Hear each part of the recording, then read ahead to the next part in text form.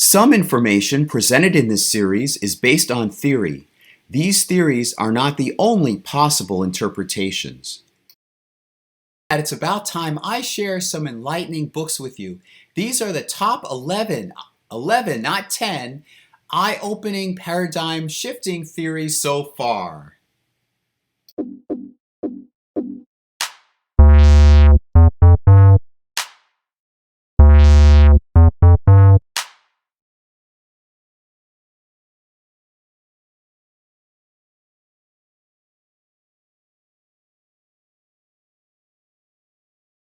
Now, the first one is called Mirage Men. It's a book. I read the book first, and then I got the documentary on DVD. You may have seen my videos earlier where I've mentioned I love to read about UFOs. I like to watch documentaries about UFOs, and I had in my childhood growing up, I thought there's a good possibility that aliens were visiting, and I was basically open to the subject. But this opened my eyes in different ways, particularly about the cases themselves, how involved the CIA and disinformation specialists were in fabricating cases and twisting the facts, and in fact manipulating witnesses and manipulating what goes out in the public, basically manipulating the public opinion, public thoughts on what UFOs were. So I found it very fascinating. There's a case that it talks about, it always sticks in my mind after reading the book, about the 1957 abduction of Antonio Villas Boas. Now, the first famous abduction case was Betty and Barney Hill, and I've got in the works, I've got an interesting video that I want to put out soon. I'm in the middle of upgrading my channel, upgrading how I do this channel, dividing into playlists and so forth. And I want to do a video about alternative possible explanations for Betty and Barney Hill, things that usually don't get into the public limelight or aren't really talked about in the Betty and Barney Hill abduction case. This is a case in 1961. And it then goes further into possibly Travis Walton, and it kind of all links together. So I'll go into that in another video. That was a 1961 case. An author named John Fuller had written a book called Incident at Exeter, and he came across this case, and this is all in 1966. They didn't come out publicly really until 1964 when they were doing hypnosis sessions to uncover supposed memories of their abduction experience. And in a case like that, it involves a lot more focus on the timeline, because in that case, Betty changed her explanations of what happened.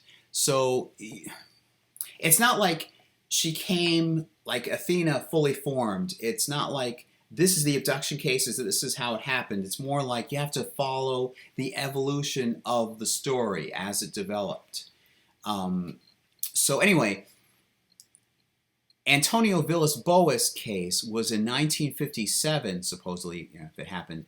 And it didn't. It presumably happened before this, the famous 1961 case of Betty and Barney Hill, and that got more attention, more media coverage. And then afterwards, of course, you had Bud Hopkins writing Missing Time and Intruders, and his partner. I'm blanking on his I'm blanking on his name. He wrote UFO Controversy in America and Secret Life and so forth. You can look that up. Can't believe David Jacobs. Those books came out, and now, of course, everybody knows about alien abduction. So, okay, going back to Mirage Men, this had an alternate explanation. I don't remember the details, but it was something like a CIA operation where somebody revealed, somebody spoke up and said, oh, yes, we were doing helicopter flybys in that area at that time and experimenting with um, hallucinogenic drugs on people, I guess to see effects. And that opened my eyes to what possibly could have happened. Antonio may have really had an encounter, but not necessarily an alien one. Um, this covers a lot of detail and behind the scenes, so forth. So I think it also touches on the Majestic 12 stuff. They track down where they track down the typewriter based on how the typewriter, how the ink, the lettering appeared on the Majestic 12 documents. These are supposed files from a top secret organization formed during the Eisenhower administration in the 1950s to get involved in UFOs. Actually, what it seems to have been was a CIA disinformation project. And that's just fascinating by itself. Even if you don't believe in aliens visiting, I think it's fascinating. The purposes and the motivations behind government agencies manipulating the myth about UFOs visiting us for various purposes. One of my favorites is during the Cold War, seeing if there were snoops within the U.S. Tattling to the Russians about us, or ways of digging up secret information channels, basically. A lot of Cold War stuff. So that's Mirage Men. You can find the DVD. I was able to watch it on YouTube. Somebody uploaded a free copy. Of course, I own it, but somebody was able to upload a free video of it on YouTube. So look there. I know you're looking at YouTube, otherwise you wouldn't be looking at me right now. Mirage Men, and there's a book as well. All right, on to the next one. One is Supernatural by Graham Hancock. Now, I had already read, I don't remember how I came across it, Graham Hancock's first book called Fingerprints of the Gods. Not to be confused with Chariots of the Gods. Fingerprints of the Gods had several chapters in it. They were almost sort of disconnected in a way.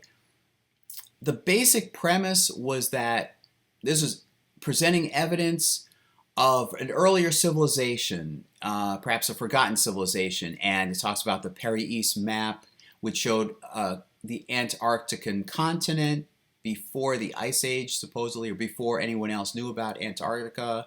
And did we have an earlier? So, not that aliens came down. That's Chariots of the Gods. Not that aliens came down to give us all this information, but that we had a time before the recorded history that we acknowledge, that there was an earlier civilization that was widespread and it traveled and so forth. So anyway, that was Fingerprints of the Gods, and that's what introduced me to him. Graham Hancock, I probably came across to my attention from either just the book itself, or from a radio show called, hosted by Art Bell, called Coast to Coast AM. Although I think I knew about Graham Hancock before. Well, anyway, all right. So he writes this other book called Supernatural, and a great cover art. I can explain this very well. The premise is that DMT, and please don't ask me to spell out the full name of it. It's an acronym for some long drug, dimethencyclcinone something or other. It's called DMT. It's an hallucinogenic drug, and he describes going to various tribes and how they would use this drug culturally, like it was an accepted means of having this experience. Now, what's the experience? The experience is this entity or group of entities, this sense that you are in contact with entities around you and they're eager to give you information. This is something I found interesting. Sometimes the entities appear two-dimensional, um, and this parallels, I think he even talks about this in his book, this parallels the experience of, I can't remember the name of the person, doctor or somebody or other, who developed what's called the God helmet. You put the helmet on your head and it gives you that sense that there are other entities present, or the sense of God or something. So this parallels that. Again, I think he mentions it in his book, this God helmet. But I found it interesting. I think he mentions therianthropes, and he mentions people who take on other forms, or take on other forms and visit. Goes into the concept of like night travel and astral projection and out of body, that kind of thing. I found it very fascinating. It's not a thin book either. It's a very thick book. And I guess I didn't include this. I didn't think to include this in my list of 11 books of enlightenment, but I ought to mention Area 51. And I'll look up the name of the author. She's written several books, and I wish I had time to read all these wonderful books. I do have Area 51. It's a thick book. It's like that, a gargantuan book. I'll put her name somewhere here. And she takes a topic of interest, perhaps government related, secret government agency related, and she must have a staff of people doing research. She just publishes a whole volume of probably everything you wanted to know about this topic, like, for example, Area 51. Or there was another one, I think it was Jason. It was an agency that I love to get a chance to work for, where they just, it's not Jason, although Jason is related. There's an acronym for it. Basically, this agency just thinks up new ideas. It's a think tank, but it's geared towards just constructing new devices. And of course, it has military connections. I mean, the agency has military connections. So I'll put that here when I can remember it and put it, edit in later on. Okay, so on to the next book.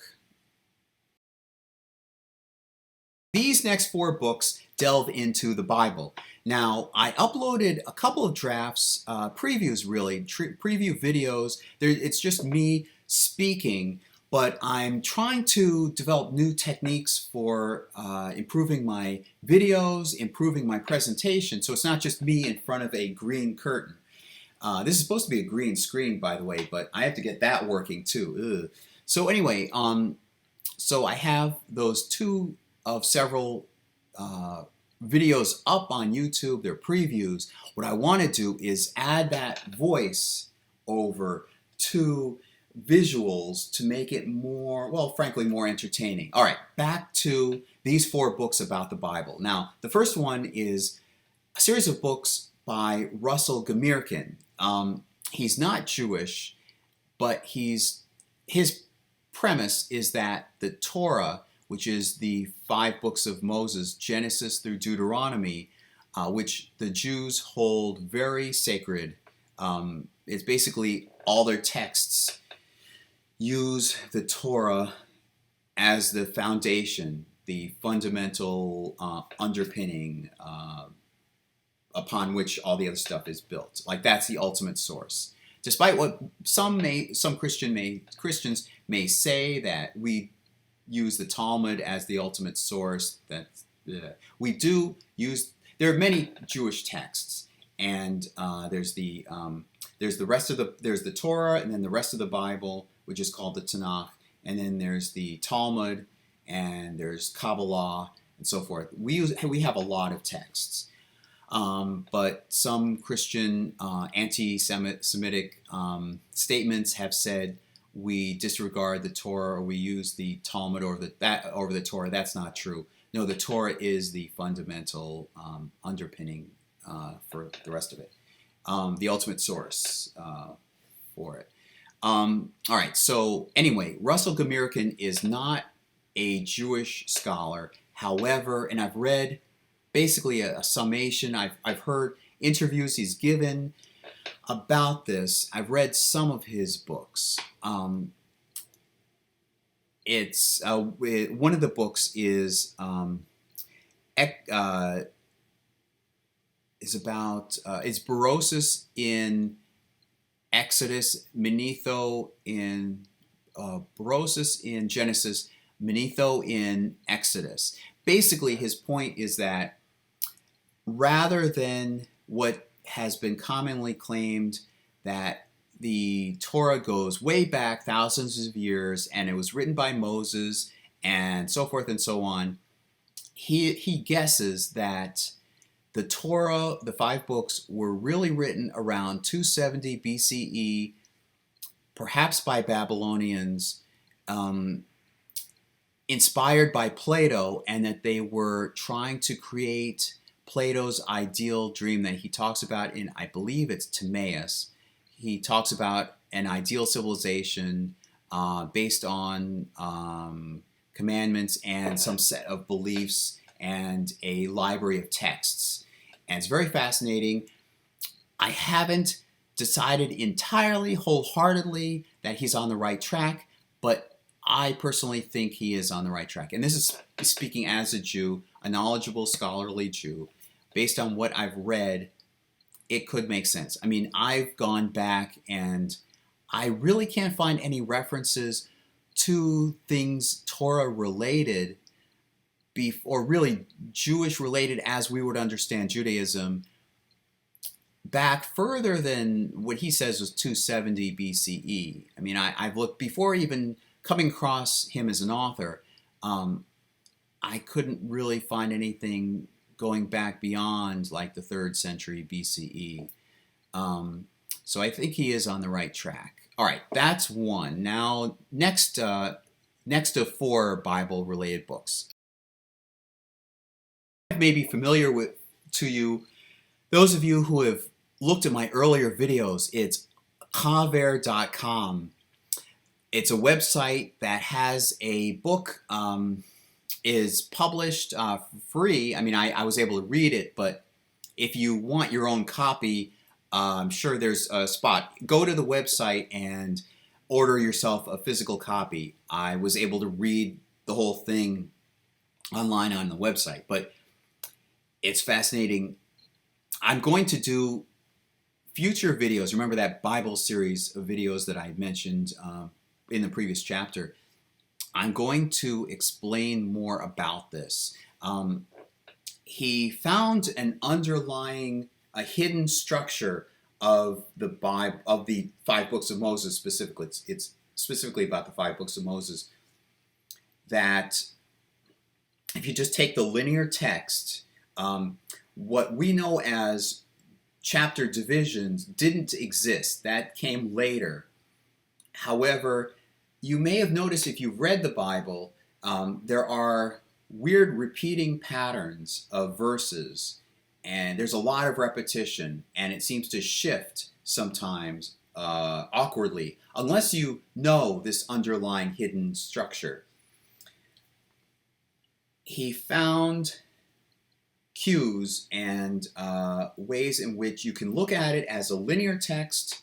You can also look at it as a graphic, like matrix style text, where the verses or collections of verses are actually units within a pictorial diagram. Now, each book, the text of each book can be divided into a pictorial diagram, and that even has a hidden structure to it too. Ultimately, the 5 books make up a cross. I hope this doesn't seem Christian, but I mean, putting Christianity aside, it forms a cross-like pattern, which is actually 3 books. It's Exodus, Leviticus, and Numbers being crossed by Genesis, Leviticus. Now, Leviticus is common to both this vertical line and the horizontal line. Now he calls it, another nickname for it is the woven Torah, and he talks about wafts and weaves. That in ancient times, writers were, and cultures in general, were more familiar with weaving patterns, and you can even weave patterns of text. So he describes this as being like a horizontal weave of a text, namely Exodus. No, sorry, Exodus is up here. Genesis, Leviticus, and Deuteronomy woven across or woven through Exodus, Leviticus, and Numbers. And so there's some differences between what's found here and what's found here. He describes this one here, Exodus, Leviticus, and Deuteronomy, as being a path toward, from individuals to a nationhood, and that going down this way, the Exodus and Numbers both have central in their books a moment when there's an interaction with God, and he thinks that that's in the design itself, and that Leviticus shares traits of both this line, this set of two books, and this set of two books. So Leviticus is in the middle, sharing both directions.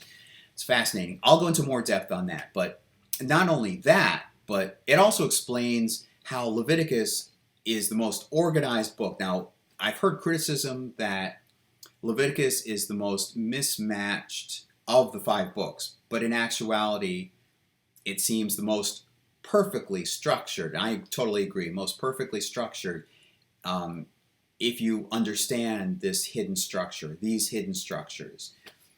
All right. In addition to that, he suggests that this cross, why the cross formation? In Ezekiel's wheel, in the book of Ezekiel, he describes a chariot,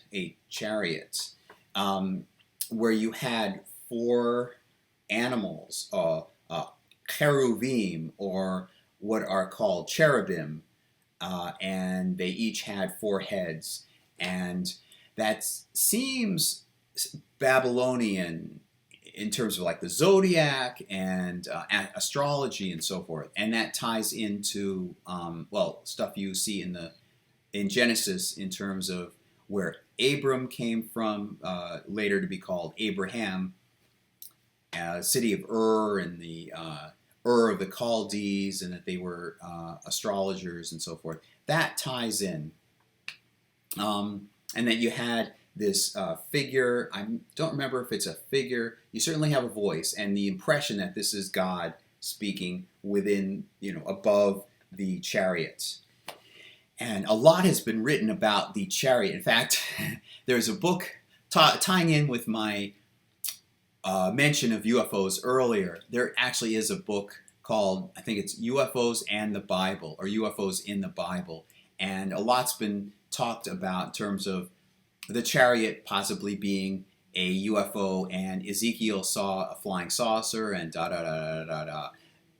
This is another explanation for it. I think it's probably more accurate explanation for it. Not only that, but you have this fascinating relationship between, or contrast between, the 2 primary terms for God. In English, we use God, but in the Torah, there are 2 primary names. There are other nicknames used, but there are 2 primary names. There's Yud-He-Vav-He and Elohim. Now, I might as well mention that that's where the documentary hypothesis crept up. And that was in academic circles, that was a whole paradigm shift in and of itself. The first major book to talk about that documentary hypothesis, or at least, popularize it, was, I think his name was Richard Friedman. It was Who Wrote the Bible?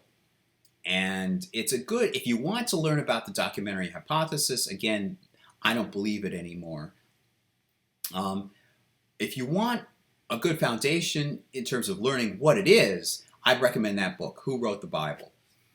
It was written a number of decades ago. But they found that there were two primary terms. Now, if you go to your English translation of the 5 books, you see the Lord mentioned a number of times, and you see God mentioned a number of times. Now, customarily, the Lord is the English, I don't want to say translation, but when the translators would see Yud He Vav He, which is the Tetragrammaton, which simply means essentially the 4 letters of that name, that's the name, one of the 2 names, they would replace that with the Lord, which is, it doesn't even translate. There's no comparison. They just simply place the Lord in.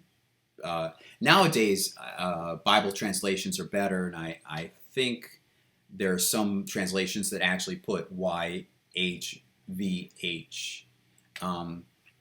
That's incidentally where some people get Yahweh, or that's where Yahweh had come from. I don't think that's the accurate pronunciation of the name. I personally think, based on Nehemiah Gordon's videos and what he's found, numerous sources, what he's found, I personally think it was pronounced Yehovah. But in Hebrew, you didn't write the vowels, so we don't know what the vowels. Well, actually, we do. If we go to some copies of it, we can see the vowels. People have written the vowels in there, but normally in a piece of text of the Torah, you don't see vowels. You just see the regular consonant letters. So all we have, supposedly, are YHVH, and that's how that came about. So that was one name. And the other name, Elohim, when that appears, English translation Bibles, typically would put in the word God. And that can be confusing, especially when you also have somebody relating to my Lord, and in which case you would have Adon or Adonai, or somebody simply speaking to somebody else who's higher than him. He would say, my Lord, and that could be confused with the Lord, and it all gets confusing. And I wish more people would know Hebrew, and you could read the actual Hebrew for itself, and you could see all these, as I was saying before, all these hidden structures and equidistant letter sequences and codes and so forth. It's there. It's just when you go to translation in another language, you lose a lot of that. So anyway, the 2 primary names. So he goes into great illustration on the differences between them. And there are differences. And he elaborates on that impacts on Eve, and I think actually boosts her relevance in terms of the Torah, in general. It's fascinating, and the lineages and all that. So I want to get into that in my Bible series, Bible Secrets series. So that, again, the website is called chaver.com, CHAVER.com. Okay, now on to the next one, Bible-related one.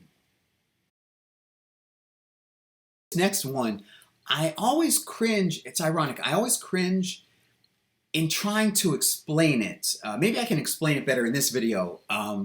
It's so fascinating and yet and easy to understand when you gather what he's talking about. Who's he? Stan Tenen. And he's written a book, The Alphabet That Changed the World. However, when you try and explain it, it comes off sounding awkward, but I'll try. Okay, again, it's Bible related. It's more geometric. He started off as somebody who could not understand Hebrew. He himself was Jewish, but he couldn't understand Hebrew. He couldn't read Hebrew, and he noticed patterns in the first line of Genesis. Breshit bara Elohim et hashamayim ve'et haaretz, and he he couldn't read it, he didn't understand it, but he found there were patterns, there were sort of repeated patterns of letters. So eventually he put them on a bead, and he put them around in the letter, each letter on a bead, and then he put the beads on a string in order that they appear in the first line, and he just put that first line on a coiled circle, like concentric, will go wrap around inside. And then he noticed there were repeated patterns of letters, sort of at what I would call spokes, jutting out, and he found correlations. He found that possibly explained certain references in the mystic texts of Judaism called Kabbalah, specifically in the text called the Sefer Yetzirah, which has been dated, I think, by grammar, or it's been dated to about 2,000 years ago, or 2,100 years ago. And he goes into how that spiral shape can then also form a flame and a tent. And he explains that the story of the meeting in the tent and the flame in the tent could be, that's mentioned in the 5 books of Moses, could be an analogy to the actual experience of taking these letters or this formation and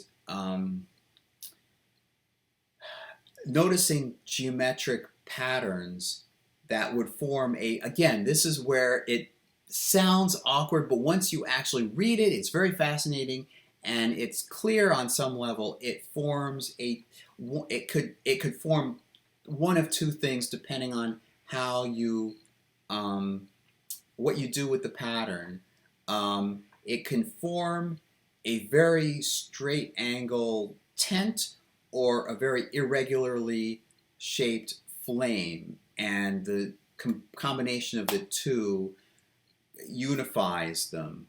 And all right, I won't go into anything further on that. For one thing, it's hard to explain at this level, so I will say that he wrote a book. He's now deceased. He wrote a book called The Alphabet That Changed the World, and there's also a group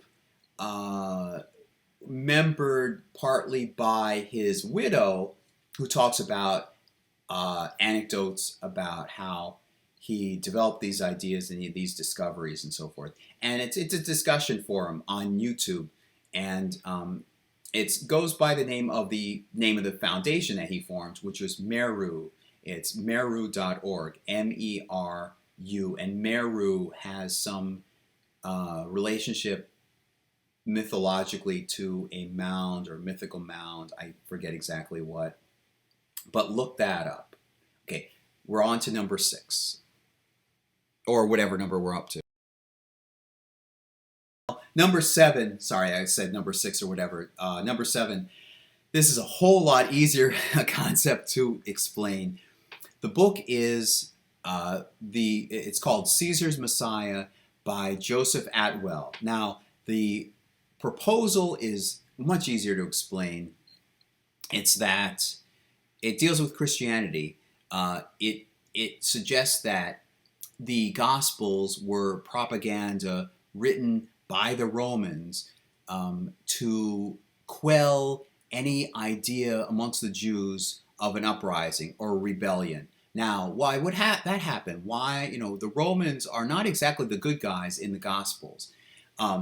Here's his premise, that if you look at it more carefully, you notice that Roman history wasn't very uniform.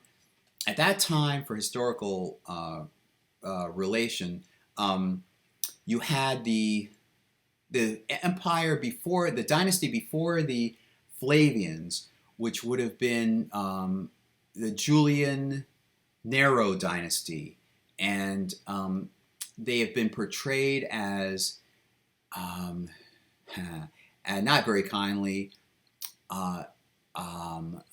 corrupt and taxes, high taxes, and just everything you can think of in terms of corrupt government and a wasteful and so forth. So during the final emperor, the final emperor in this dynasty, Nero, during his reign, you had Titus's father, Vespasian, who was a general who was in Jerusalem trying to penetrate Jerusalem's walls. And so then when Nero dies, he gets called back. He returns to Rome. He becomes the new emperor. And Titus is, I believe Titus is the son. At least that's the way it was presented in Joseph Atwell's book. And other protectorates, the Roman Empire was vast, and it owned territory where other people, other cultures lived. And as far as they acknowledged and I want to say bowed down, or at least acknowledged the Roman emperor's authority, the Romans didn't have any beef with them. However, the Jews would not bow down to any authority except God. They wouldn't recognize the Roman emperor, and that was pretty bad for a new dynasty coming in. I mean, the Nero dynasty, the Julian Nero dynasty was over, and Vespasian was a general. He didn't have any biological linkage to Nero in the earlier dynasty, so he had to say, hey, God, I'm God incarnate, or God has ordained me to be emperor. And he couldn't allow any question about his authority to rule. So there was, in around 66 CE, there was an uprising, Jewish uprising, and you can read about that further, like 64 to 66, or 66 to 68, 69, something like that. There was a series of attempted revolts, and at that time, the Jews had this concept of a Messiah. This would be somebody who would champion the Jewish cause and overthrow Roman occupation and push away the Romans and let the Jews have their own autonomy. And so the premise in Joseph Atwell's book is that Caesar's Messiah is that we can't beat them, but we can create this propaganda, namely Gospels, utilizing the knowledge from a Jewish historian or Jewish person who had surrendered to us, namely Josephus. We can inculcate him into our group. He's knowledgeable, he's scholarly. We can use his knowledge of his Jewish heritage and scriptures to create this propaganda that there's an alternative Messiah, and try to persuade the Jews to follow this Messiah rather than the Messiah they had been championing or waiting for. And this new Messiah would be more pacifying and more open to peace with the Romans. Perhaps you can follow where this is going. So that's the premise of Joseph Atwell's book, Caesar's Messiah. And for the rest of it, his book has then inspired other books along similar lines, their own adjunct versions of his idea. So I don't think I need to explain it any further. So if this interests you, check the book out. I find it fascinating. And there are also documentaries about it. A key point I forgot to mention about Caesar's Messiah, very key point, that if you read the Christian Gospels, they will have Jesus saying there will come a future time in which there will be a new kingdom. He talks about future times and Revelations and Apocalypse and so forth. And it's always in future tense. The key proposal in Joseph Atwell's book is that he's talking about the year 70 CE, in which there was a Jewish uprising that was squashed and put down. And that when he says, for example, when Jesus says, this will happen within your lifetimes, meaning the lifetimes of the people he's talking to in that scene, in that moment in the Gospels, and not one stone will be left on top of another, something like that. I think he's talking about the temple. And people keep talking, Christians now keep talking about it in terms of future tense. Well, when is it coming? Well, when is it coming? Well, kind of the trick is, according to Joseph Outwell, is that it had already happened, but later on, perhaps like 100 CE or like 30 years later, some years later, when the Gospels are proliferated, it will seem as though this character, Jesus, who was talking in the 30 CE, was talking about future events. However, the Gospels themselves were written after CE, talking about this character, and it's set in an earlier time. You see my point? Like, they backdated it. They were talking about, they wrote these stories about an earlier time so as to make it seem like this earlier time was predicting an event that they knew, the writers of the Gospels already knew had happened. So I wanted to add that in.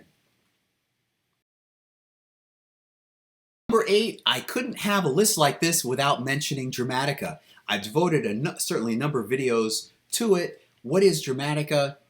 It's something I discovered in 2012. It's a theory of how the mind works. It's a psychological application to storytelling and movies. It was developed by two people who had been film students, one of whom was also a psychology student, and interesting backgrounds that enabled them to develop this theory. They got together about 10 years after making their first film, or about that time, 10 years later. This would have been the early 90s, and they applied psychological principles to developing how stories are told, how the mind creates the story instinctively, which humans have been doing for like thousands of years. So they developed this software called, now universally basically called Dramatica. It's gone by different names and different ideas, different terminology. But there's a software called Dramatica, and it's based on this theory, and it's a unique theory. I'm sure you've looked through and you've probably come across, like, what was it, the cat, there are different books on how to write screenplays and how to tell stories. And they almost robotically just mention just common things you mentioned or utilize, common elements in stories, but they don't explain why the common elements exist. Now, Dramatica has not only found these same elements naturally in the theory, but they have found, but it describes, or the co-founders can explain how the brain generates these common elements you see in stories and movies. For example, there are 4 different perspectives. There tends to be a romantic relationship in the backdrop, set against the backdrop of this huge war, or there tends to be a main character and some other character representing some alternative point of view. Not necessarily the villain, but just some alternative way of doing things. And why does that exist? Well, that's integral to how the mind works. It's not just how the mind works. There's a whole, I want to say, periodic table, and that's what they nicknamed it, like a periodic table of the mind, and how the mind starts off with a warped version of this there are two strands. There's a main character strand, and there's an objective story outside world strand, and both of them are warped, and one of them is more warped than the other, and so therefore the whole diagram, the whole periodic table is warped in your mind, and that's what you feel as this disconnect and this difficulty and consternation and conflict that you feel is because your mind and the outside world, are not in sync with each other. And if they would be, then I guess it would be like nirvana. It would be, I don't mean paradise, I mean literally like nirvana, like you would sort of cease to exist. The world, in order to have motion, there must be some distortion because you're interacting with other people and other things and so forth, and they have their own minds, and everything is warped and so forth, their interaction. So it's a fascinating theory. I won't go into it now, but I do want to do something. This is an interesting idea. I've been watching movie reactions. I love movie reactions, especially to my favorite two topics, Star Wars and Star Trek episodes. I want to do my own version of movie reactions. I don't necessarily want to, for the purpose of this, I don't want to do just blind movie reactions to movies I haven't seen before. Other people are doing that. I want to add my own visionary ventures, understanding the world, motivation to it. So what I want to do is feature, like for example, each video would feature an aspect of Dramatica. Now this would be the psychological tie-in, and it would be the more creative movie or TV series tie-in that I'm also fascinated by. I'm going to pick, like for example, should the main character change or not change? That would be like one topic of one video, and I will give different examples in movies, clips, hopefully YouTube friendly. I'm thinking maybe just show a photograph, or maybe I'm trying to be very YouTube compliant when it comes to showing any video, any moving image clip from a movie, because I don't want to have, I cherish these videos. I don't want to have any of my stuff copyright stricken. And that's the proper way of saying it, right? Not copy struck or something. Copyright stricken. Okay. And it would be informative, and you'd learn more about Dramatica. That's how a lot of how I learned Dramatica. I studied the theory while applying it to movies I've seen, and it holds up. It's not just an academic theory that bears that you study in a room somewhere, and a book open and so forth. No, you actually understand the principles of the theory, and your mind can do most of it. After all, it's a projection. It's a conscious projection and awareness of what's going on subconsciously in your mind when you're writing a story or telling a story or even just watching a movie. All this stuff is happening in your head, and I want to reveal that to you. I want to help you see what's going on in your head revealed, and I think Dramatica is a great tool to understand that, a great tool to apply to that endeavor. So look for that. I plan to create a separate playlist. In fact, I already have. I haven't created any videos for it, but I have created a separate playlist called Dramatica.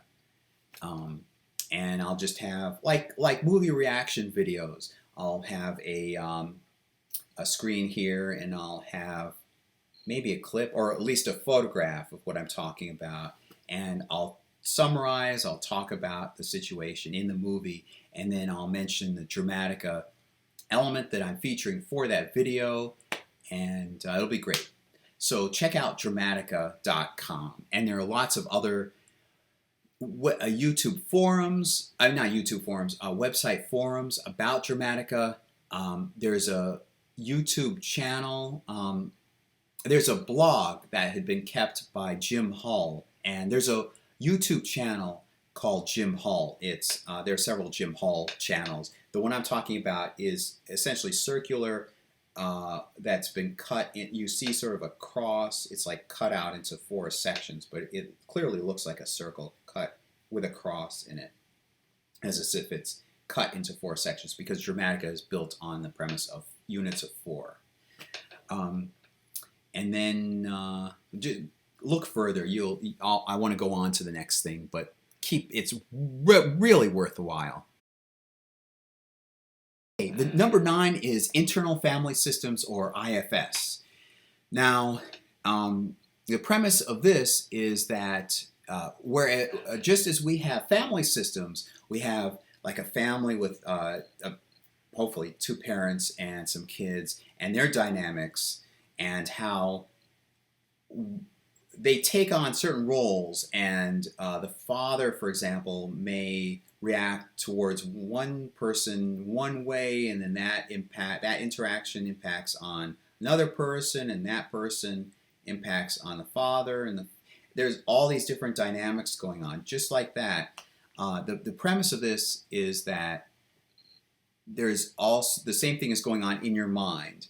That there are parts of your mind. We think of the mind as being a singular thing, like as a monotone, monolithic. But this idea presents that there are different parts, and one part could, for example, hold on to a trauma. And this is the part that really speaks to me. I mean, not from personal experience, but I mean, it makes the most sense to me. It's why I felt endeared to IFS as a theory. It could you have different parts, and for example, one part could hold on to a certain trauma, and other parts then take over and have this relationship where some understanding, I guess, where another part will take on like addictive traits like drinking or gambling or something to drown out the trauma that this part still holds on to. And perhaps you could see what led me to investigating this, or what led me to discovering this. It was my interest in dissociative identity disorder. Now, the jury is out. I'm not sure. The jury is out in my mind whether there really is a thing called dissociative identity disorder. I mean, somewhat like, if you permit me, somewhat like UFOs. It's an interesting idea. I mean, what if? But the more you look into these cases, the more you uncover, the more you discover that these cases, the popular telling of these cases, isn't necessarily what was really going on behind the scenes. There's a movie, Sybil, with a famous, was it Sally? Yeah, Sally Field played Sybil in a famous movie. I think it was the early 1970s, or sometime in the 70s. But you learn more about the background of the Sybil case, and it's not so black and white, open and shut. This is what was going on. Same thing with the Betty and Barney Hill case. The more you dig in, you find out that it wasn't just this nice, neat abduction story, and this is what happened. It's more of a chronology. It's more the timeline, the evolution of the case becomes more pertinent and more relevant. What element became added into the case? What elements were what did the case look like here, as opposed to how was the case depicted here later on, so forth. So anyway, the idea of dissociative identity disorder, or the idea that at a young age there could be traumas that could make someone dissociate. Now, there was one moment when I personally dissociated. It wasn't to a great degree. It was at work at one point where somebody was criticizing me, and I just felt like I didn't want to be there, or I was frozen, sort of. That's another thing. It's been said before that there are three ways in which you could react to something. You've heard of fight or flight. There's fight, which you struggle, you push back. There's flight, you run away, or there's freeze, and that would be this dissociative aspect where you just freeze and you just are sort of no longer present for that moment. And it's sort of, I guess, a way that the mind escapes. But I think there was a fourth one too, conveniently, just like in Dramatica, it works in units of four. Um, Fight, flight, freeze. I think it's fawn. Fawn is the other one where you like fawn over, or you kind of adore or treat your attacker with great respect. It's kind of, almost like, maybe, is it Florence Nightingale effect? No, that's something different. Anyway, you get the impression. There's fight, flight, freeze, and fawn, and this is the freeze element. So anyway, so dissociative identity disorder, and that clearly, I think many will agree, a lot of people faked having DID on social media, in particularly YouTube and TikTok, to get attention, blah, blah, blah, blah. But investigating that, I just found the idea interesting that you could have different parts of the mind, and they're fictives and factives, I think, where part of the mind takes on a different persona, and they actually truly identify as this other person, not really this other person, but what the body, the original identity perceived as this other person, like kind of like playing a role, playing a part, being an actor in many cases. But that the theory, the DID theory, is that this fictive, this other part of the mind, behaves and identifies, truly, sincerely identifies as, for example, Joe Schmo. But it's not really Joe Schmo, this other person who really exists. It's what the person thinks of as Joe Schmo, the way Joe Schmo acts and behaves. You get, I'm using the name Joe Schmo as a placeholder for somebody famous. Like if some part of some DID, they call them DID collectives, or forget the term, but like somebody with DID, if they have a fictive is a fictional version of this, a factive is a real version of this. A factive, if there could be a real, like Billy Joel, for example, like the mind could split into several different parts, and then one part could identify as Billy Joel. It's not really Billy Joel, it's the other mind. I mean, what I think of as the whole mind, what that mind thinks of as Billy Joel's way of doing things. Maybe you get what I'm talking about. So anyway, I explored that further. I researched it, and that's how I came upon internal family systems, which is an interesting take. And if that is true, if there is such a thing to internal family systems, that would explain DID as simply a dysfunctional family of parts in your mind. Essentially, IFS says that all of us, each of us, in a healthy way, has several different parts of the mind. And in certain circumstances, certain parts take over. Like, for example, when we're going to work, when we're driving to work, we have a certain part of the mind that takes over and dominates and helps us safely drive to work and get there on time. And then there's another part that's more lazy part than the other parts. There's a more creative part, and so forth. So all these different parts work in unison to create a whole mind. And I found that very fascinating. And I'm very happy that would seem to, if that's true, if this bears fruit, this investigation or exploration of this theory bears fruit, that takes us far beyond stuff like Freud and Carl Jung and so forth. Even though I kind of like some things Carl Jung had said, especially the subconscious mind. I think that's very interesting, or unconscious mind. Okay, on to the next book recommendation.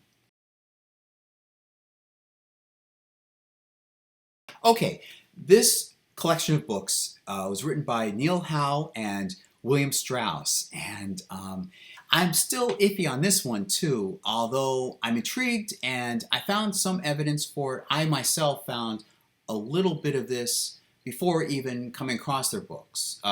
I learned about it through an interview on Coast to Coast AM, although I don't think it was an interview done by Art Bell, who's the main host.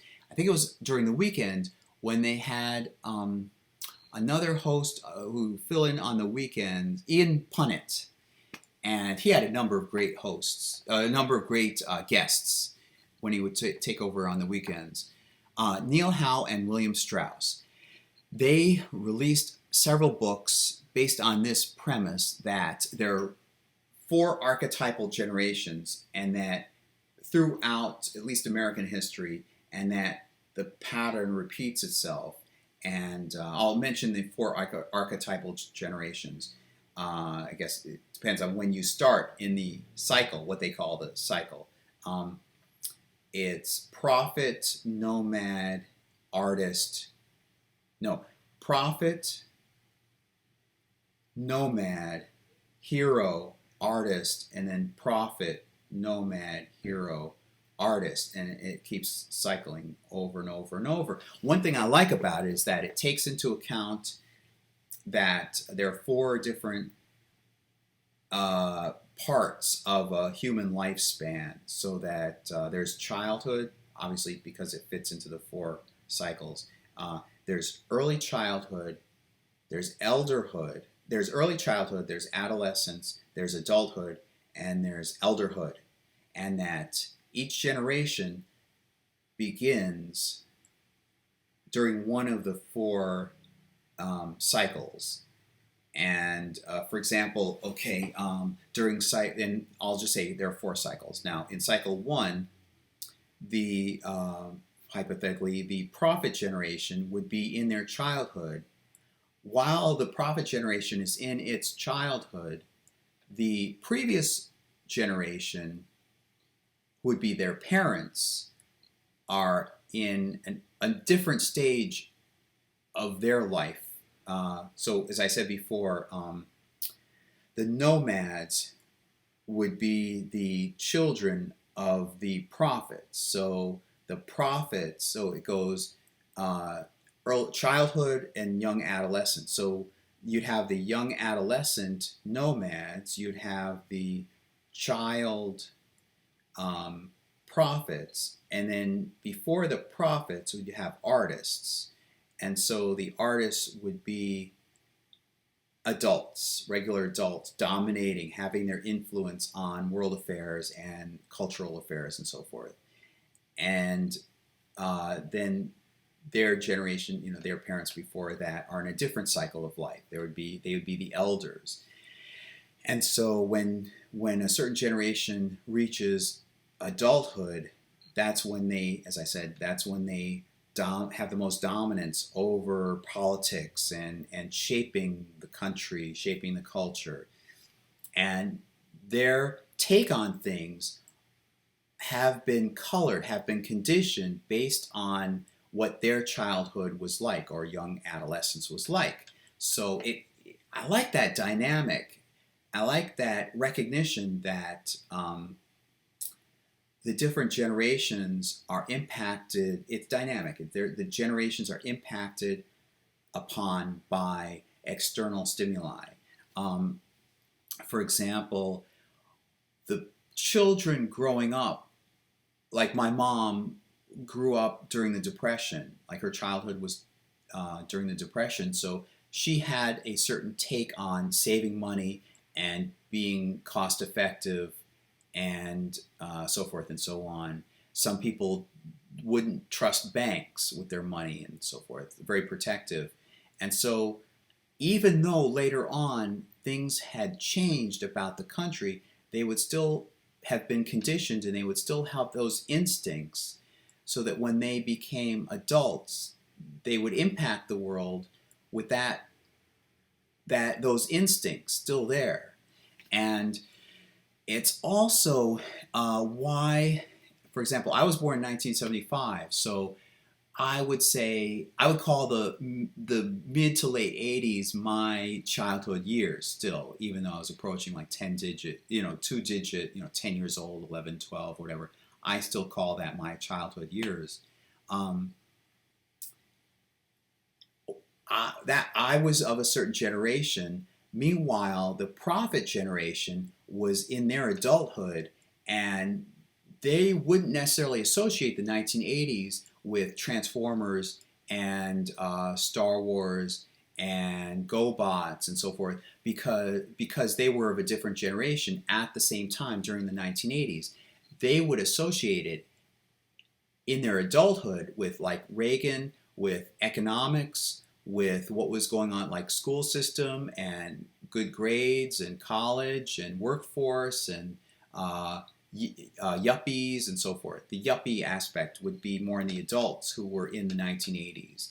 But to a kid, to a nomad like myself, later nomad like myself, we wouldn't be thinking in terms of yuppies. We would be thinking in terms of young dance crazes, or we'd be thinking of Transformers cartoons, and we'd be thinking of Mr. Wizard's World and Nickelodeon, stuff like that. Very different, even though we both lived during the same time period. I think you get my drift. So Neil Howe and William Strauss developed this framework, this perspective, this thesis, and they wrote several books. One of them is the fourth generation. Oh, there's the fourth turning point. There's a 13th generation. Oh, there's another thing. In terms of generational cycles, there are four in terms of a nation. Well, in the United States anyway. There's a there are four uh, epics, and one or four phases in an epic, and one phase is where you have a strong society, institutions are strong, and we have a great strength as a nation, and the individual is weak, and that because of this, in the next cycle, again, impacted upon by the generation reaching adulthood in that new phase, they speak out against how structured and confining these strong institutions are, and so they work upon breaking those institutions apart. So one impacts upon the other, and at some point, like for example, um, at some point in the 1930s, there was an isolationist movement, and we were unconcerned with foreign affairs, like what's going on in Europe, and Germany was creating nastiness, but didn't really. We get hit Pearl Harbor, and all of a sudden, that the nomads were older, but yet the hero generation, who were younger, who were the prime age to go in to serve during World War II. That was the baby boomer generation. It was the hero generation. They fight the wars. This is like one of those traits of each archetype, and I called them archetype because each archetype, because of these cyclic patterns, the archetypes have their own traits. The nomads spend their childhood as like latchkey kids. Like for example, Generation X is a nomad generation, and they just take for granted that the world is some place that you have to be wary of certain dangers. You just eat dirt. You, like as a child, you play around in playgrounds where there's broken glass, and you watch horror movies as a child, and it's just given. And then the generation now that's nomad generation. The generation after that would be the hero generation. Now the millennial generation is the more current iteration of that hero generation. Millennials, the hero generation grows up very protected. That's when the nomads emphasize, they're older, and they dominate, and they emphasize how important it is that we protect kids. and sticker shock and so forth, and so many rules and regulations. And so the kids grow up protected. They then wind up fighting a war that we didn't see coming because of this cycle. That because in a previous era we weren't concerned about like what was going on in Europe and Germany and so forth, and all of a sudden that foreign threat suddenly comes on our doorstep, and we're struck out of nowhere. Now that was Pearl Harbor. It caused our entry into World War II. And more recently, the same generation, it's the hitting the planes flying into the World Trade Center, and that launches us into a whole conflict, overseas conflict. We had stayed for the most part out away from conflicts like that, but that just forced us in. And the hero generation of that era had to go in as young soldiers to fight. And there is some overlap. I mean, depending on when you were born, where you fall in. I mean, each generation has the definition period, like from 1962 to 1980 or something like that. That's the nomad generation. The Generation X. That's one of the nomad generation iterations, and then the millennials are like 1982 to 2000, I guess, and that's the hero generation. Then after that, and then back to prophet, and you have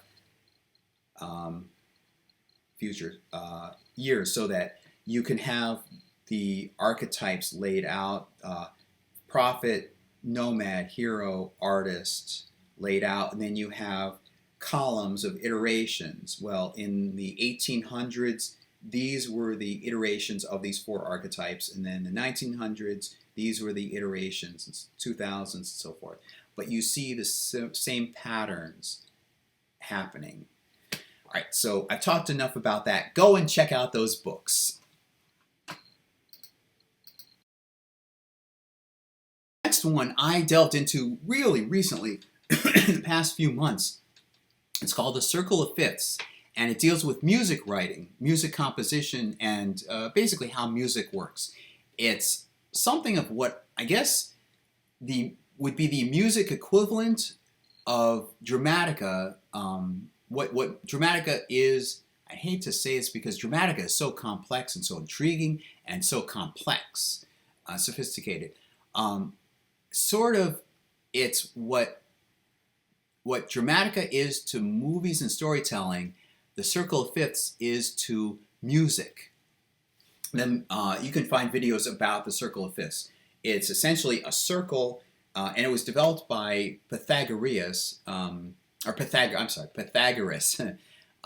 quite long ago. He's a Greek philosopher, of course.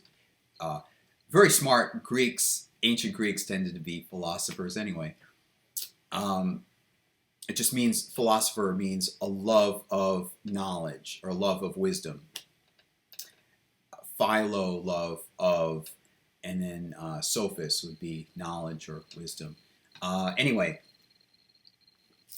I think he actually built upon earlier people, but essentially he's credited with developing the Circle of Fifths, which is 12. It's like a dial, really. It's like almost like a clock of 12 different chords or notes. It's so you have one ring that's the majors, and then another ring, either sometimes it's depicted inside this ring of majors or outside, bordering around this circle of major notes. But it's C major, D major, G major, and it goes on, E major, and so forth, all around. And then I'm sure you've heard of this, F sharp and B flat and so forth. Well, you have two rings, then you have a third ring actually of diminished, and that's usually on the outside. And part of this model is called the chromatic theory, and that deals with the color. The chords have colors. It goes, if I remember correctly, it goes yellow. It starts off, I think it's red over here, yellow, and then blue back here, and so forth.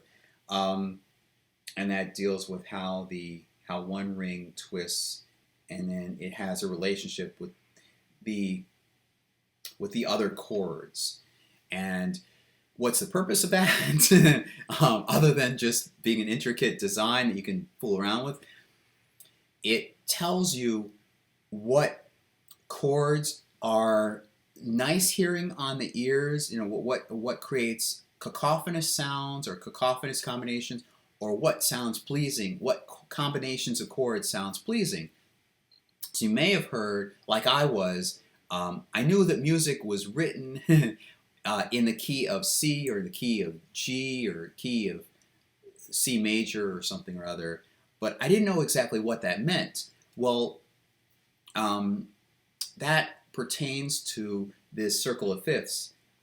Each time you move from C to G or whatever, that's moving it a fifth around the circle. There are 12 chords or notes around the circle. It's got something like a zodiac moves around the circle. And you can tell what neighboring chords or notes around that key that you're writing the song in would be pleasant to incorporate. In other words, you don't have, this is what really pleased me in my current effort in becoming a songwriter.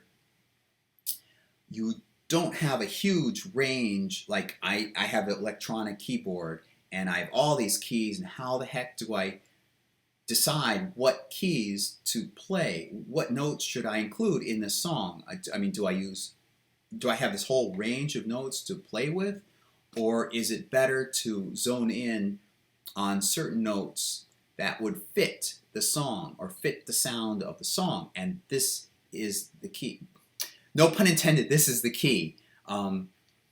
This guides you, this narrows it down to these chords being the ones that you should, that would go well together, sort of as a family. They would go well together in your song. And that terminology, that verbiage that I used in this also pertains to Dramatica. Dramatica isn't just a complex theory that doesn't pertain to movie watching or storytelling. I mean, that's so academic that nobody can really understand it. No. It's very relevant in terms of movies and storytelling. It helps you zone in, like for example, when you're trying to tell a story, it helps you zone in on the themes that you want to tell in your story. It's not a cookie cutter thing. It's not like this popular series of books called Save the Cat. It doesn't tell you, oh, on page 20, excuse me for jumping back to Dramatica, but excuse me for jumping back to Dramatica. But it doesn't tell you what many books say, which is you have to follow this formula. No. It's a theory. It's realistically, literally, it is a theory. It gives you freedom in a lot of ways, but it also confines you in terms of what themes you want to tell. Like you have an instinct to tell or explore certain themes in your story or certain situations. And it helps you, Dramatica helps you zone in this periodic table, zone in on those certain themes that would fit with overall with your message in your story. You get to pick the message, you get to pick the theme. It's just telling you little color variations of your whole basic theme. So I hope you explore, Dramatica, and I hope you explore, as I am now, explore the circle of fifths. And so I want to go to my final recommendation.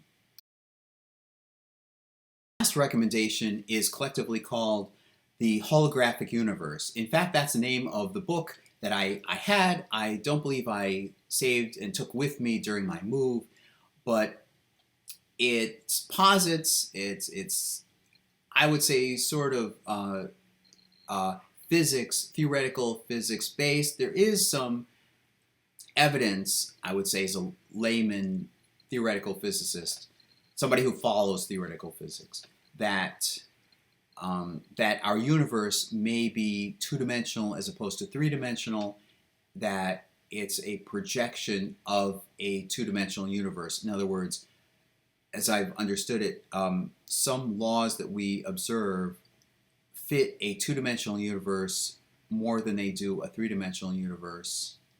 And at the very least, what we see can be replicated in a two-dimensional universe that's projected onto three dimensions. So I find it very interesting. I love to learn about it further.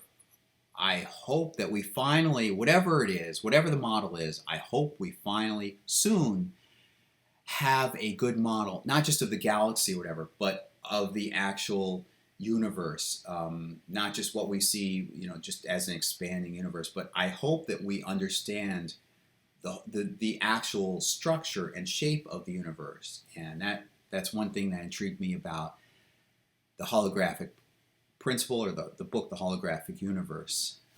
Okay, so with that being said, I wish you well. I'm going to create another video for you next week. I don't know exactly what, but I've got several ideas in mind. I'm working on writing drafts, those videos right now.